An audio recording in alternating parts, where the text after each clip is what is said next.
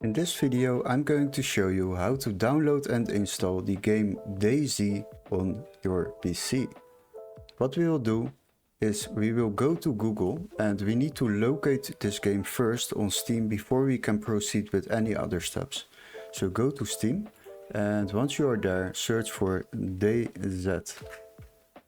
Search for the game, and as you can see, this game on Steam is quite expensive because it starts at 47 euros and 99 cents, but I got a workaround for that. If you go to the link in the description and once you have clicked on that, you will be redirected to this website. Now we will search for the same game over here and select games on the left side. After that, select price lowest first.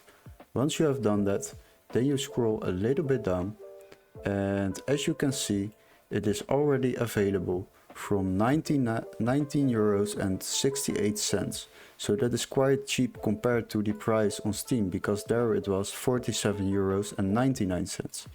And once you have decided to buy this game, then you go to the page and make the purchase.